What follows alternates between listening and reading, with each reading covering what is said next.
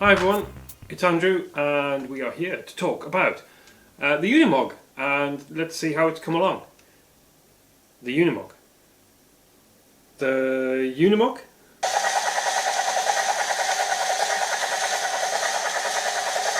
The Unimog! Hey, here it is. Yeah, so we're here to talk about the Unimog now. I'm at the stage now where I'm happy with the cab mount. I've got the interior in, I've got seats in, as you can maybe make out there. I've got Frank in there and looking very comfortable on these Range Rover seats. I don't have the wheel arches on, I've had to take those off, more of which in a moment. And there is, as you can hopefully tell there, some rudimentary, unpainted, some rudimentary wheel arch filler, because you could see straight through, which is a bit rubbish. So this is pretty good. It's going to head in for priming. We're going to be priming it probably tonight, hopefully. Looking out the window, not for permission.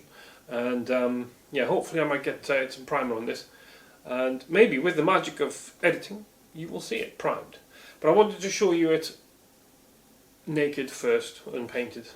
I just wanted to throw naked in there. It's Bank Holiday Monday, anything goes. Right? So yeah, let's have a look and see what's in the cab and what I've done, and hopefully talk about some of the problems, because this has been a bit challenging. So yeah, let's, without further ado, quick jump cut into the machine, into the truck, and let's see what we can see. Okay, so the first thing that we can hopefully see on this, there is a centre console in there now, which we'll take the cab off and you can see in closer detail, but that is there to stop the blue servo from being far too clear, far too obvious in any kind of through the window shot that we do. Now, one of the other things that you can hopefully see in there, we have I've put some detail on the roof, so that's like a window frame that's on the stuck up on the ceiling to cover the sunroof hatch, and it would kind of make, I think it would make a sense that there was some kind of framework underneath as well. So I've put a lump of plasticky stuff from some kit or other in as a pretend sort of air conditioning unit or something like that. I've put some ribbing on the back. You can see the styrene sheet panel work, just random stuff just stuck on, just to break up what was a completely flat sheet. I've also put some seat belts in.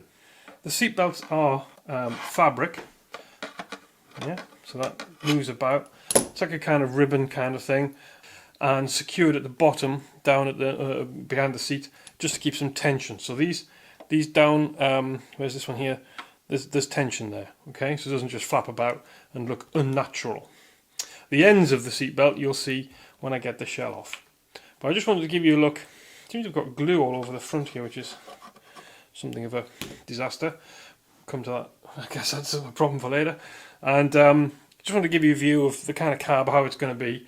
The seats, I still think are a bit too big, but they kind of work okay. Right, let me take the cab off and we'll talk about the cab without the chassis. Okay, so to take the cab off is still a relatively straightforward process. It's just, at the moment, it's propped up on a screw at the back to keep it level, and it's got the magnets at the front. So it just kind of lifts off the magnets. So there's the shock towers and the servo. I am unfortunately, I think, going to have to paint the servo black. I'm going to spray the whole kind of chassis. Yeah, shame because I like it blue. Right, so let's have a look at the cab. Now the floor isn't in. The seats and the whole floor that I've made are not secured. It's not secured into the cab yet, so it rattles about a bit. It may not be sitting exactly straight either, as a result. Now, the big problem I've had with this, just to recap on what I've said before about the build, is the only access really is either through the windows, which isn't really very practical, or through the bottom. And when you're dealing with building a floor which is going to hide the big gaping hole underneath, it gets to be really difficult. And I'll not bore you with the details, but I've spent an awful long time trying to work out how I'm going to deal with having to insert this, paint it and finish it, and then insert it and fix it. without breaking everything. I don't want to put too much on and then not be able to get it into the cab. It's been a bit of a logistical nightmare and a bit of a mental process. So at the moment, with some messing about, I can take the floor out. But before I dislodge everything, let me just talk to you about what is actually visible on the underneath. Now, today I have, I think, solved to my satisfaction the wheel arch view problem, which was quite, for me, not an option. I wasn't going to leave it like that, no way. I've got a couple of bits of takeaway container, fast food takeaway containers in the front section, so that they are primarily going to be obviously painted and are going to stop that view straight through. I've then got some foam on the cab floor, which you can see at the very top of the wheel arch in black. Some foam strips just to cover that gap between the floor and the top of the arch. Again, the wheel arch kind of covers it when it goes on, but not from any kind of raised elevation. You know, it might be okay from that angle, but not so much from that angle. So I had to deal with that. I've also put a big bit of foam in front, behind the radiator, behind the grille. So that is currently black. You can see much clearer, I think, the grille effect because of the black foam in behind it. So yeah, I've used foam quite extensively. It's light, it's easy to glue down, it's flexible because this is going to bend. There's a lot of movement getting this in and out, so couldn't put anything rigid in, just snap and so on. So foam, packing foam, you know, from a lot of it from the CA30 kit. You get the foam trays with all parts in. I just cut those up. Now, so let's get this out. Let's try and get this out without trashing the whole thing. So at the moment it lifts up and I can drop the front out, slide it forward, jiggle it a bit, wait for something to snap off. Ooh.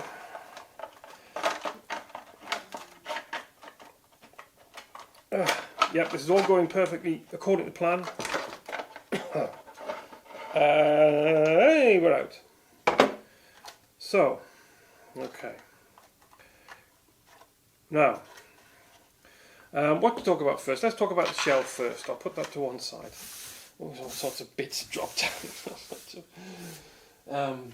Bits of Frank mainly, but we'll come to Frank in a minute. Now, so here's the shell. So like I said, that's what you get. That's what you got to shove all your interior details through.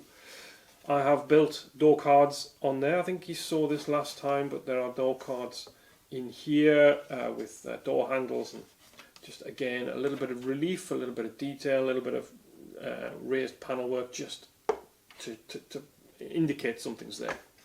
And here's the seatbelt. So here's you see the white blocks that hold the seatbelt tight. You see that in there, and then you've got the floppy end that I'm going to position. I also cut a little belt buckle out of styrene and glued the ribbon to it. There's no fancy kind of thread through or anything like that. It's just a reasonably convincing looking bit of styrene super glued on the edge of the ribbon. Yeah, it's an RC truck, not a scale model. So I draw, even I draw the line somewhere. That's one hell of a compromise. I hope you'll agree. And yeah, so that's that. Then you can see the styrene inside at the back, and the kind of black aircon unit thing. There's the roof hatch frame. I have also, before I put this down, taken the quarter lights out. I managed to spray in the joint that they were sandwiched between. The guys put this shape, this quarter light frame shape, on the inside as well, so it's like a sandwich, and the glazing was sandwiched between it with a sheet of masking paper on it. You wouldn't be able to get the masking paper off because it's sandwiched in there, and secondly it was only masked on one side, so spraying the interior, paint would have gone all over the clear window. Rubbish. So I managed to spray in the sandwich enough to get the glazing out, and then I'm free to spray the inside now.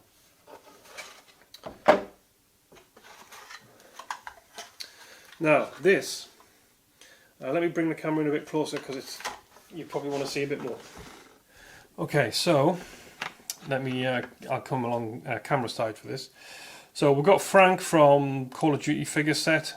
He's bolted into his chair. You can see the bolt through the back there.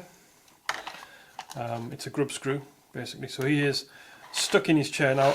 Yeah, so I've had to make quite a lot of modifications to his chair. There's a lot of bits cut out just to get his legs folded on the chair convincingly enough. There is a gap here in his torso, which there is a bunch of ammo belts and stuff that comes glued onto him, which I've taken off because they were getting in the way. I'll glue back on now. I'm happy with his position. So he's in on the Range Rover seat. That's pretty cool. The Range Rover seats are bolted.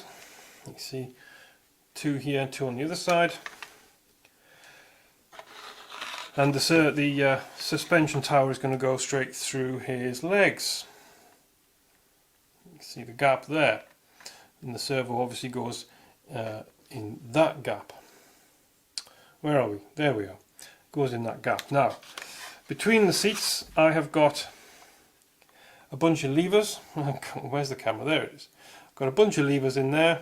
The Unimogs come with about 8 levers. I've had a look, and they I don't have 8 levers. Unfortunately, I've failed miserably on the old scale details front, and I have only put in about 6.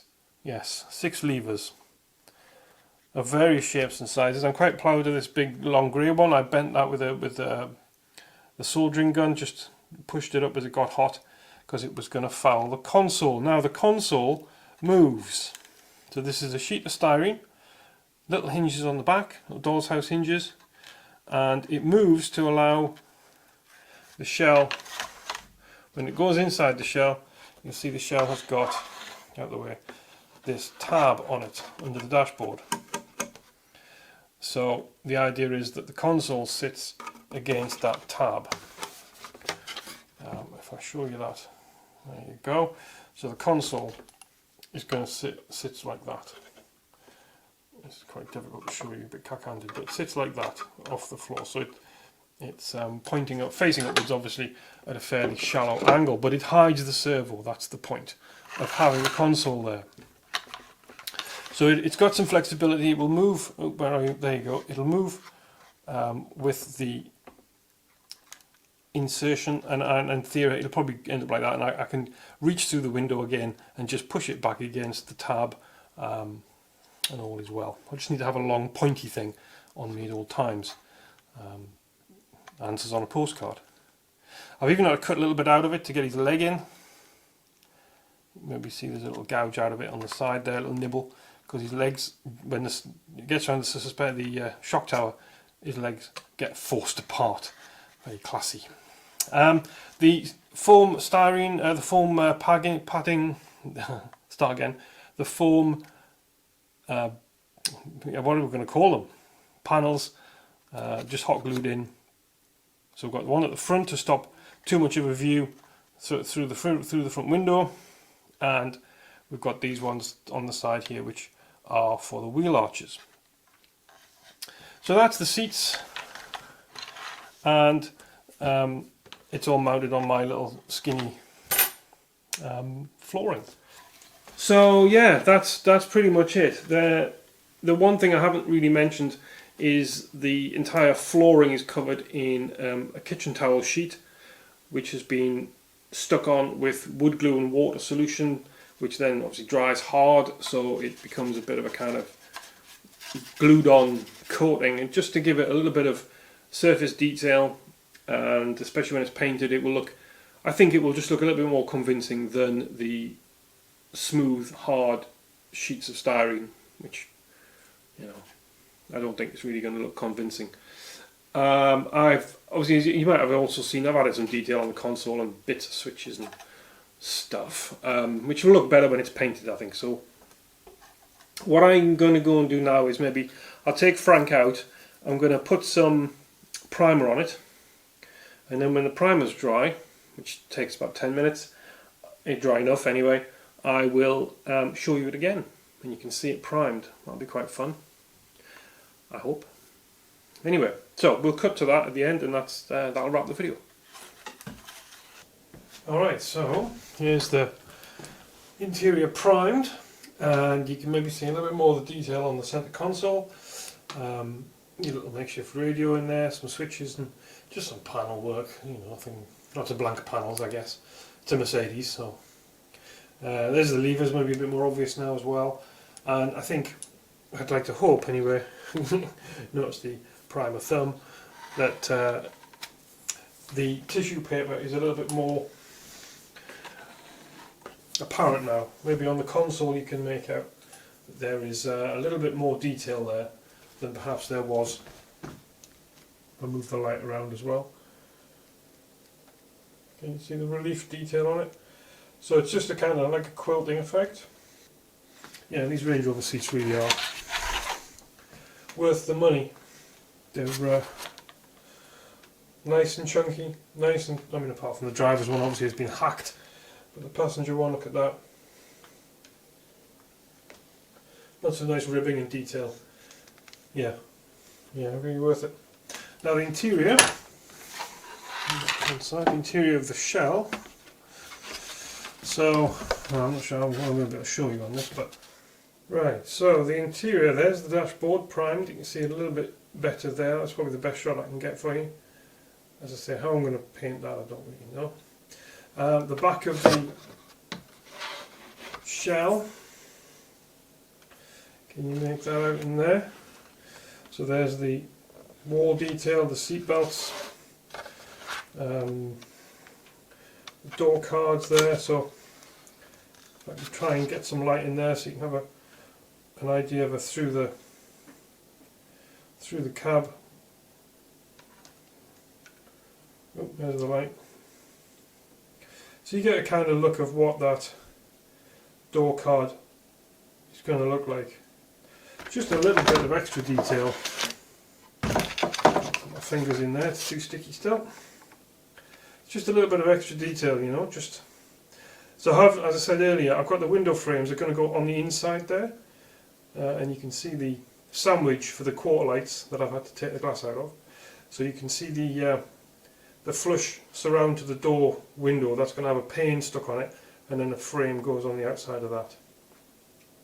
So there you go. Thank you for watching, and my camera battery is about to die, so I shall say good night. Thank you very much. Lights out, and it's a wrap from me. Catch you on the next instalment. Thanks guys.